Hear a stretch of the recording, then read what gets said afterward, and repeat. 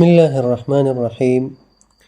دوستانو، نن چې په کمپیوټر کې یو ډیره مهمه موضوع درته ښیم، هغه دا چې که چیرې تاسې غواړئ چې فایلونه وي، ډیره ډیټا وي، کاپي کوئ، یو اس بي ته یې کاپي کوئ یا بل کمپیوټر ته یې کاپي کوئ، هغه ډېر ټایم نیسي، کاپي سلو کېږي. نو څنګه کولی شو چې دغه کاپي سپیډ زیات شي؟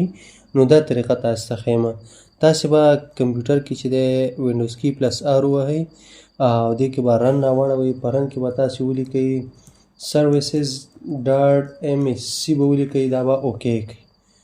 کله مو چې دا اوکې کړ، اوکې نه وروسته به تاسو ته دا وینډوز خلاصه شي. دا وینډوز به تاسې دې کې به کلیک وکړئ، او به پریس کړئ، اپټیمایز ډرایوز باندې به کلیک وکړئ، ډبل کلیک به وکړئ.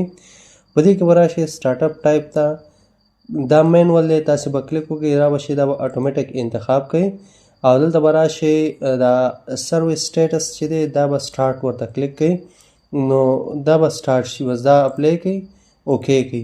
اوس چې تاسې څه کاپي کوئ نو کاپي به ستاسې فاسټ کاپي کېږي، تیزه کاپي به ځي، مطلب ډېره ډیټا به په لږ وخت کې تاسې کولی شئ چې یو اس بي ته سینډ کړئ، کمپیوټر ته، بل کمپیوټر ته یې سینډ کړئ په اسانۍ سره.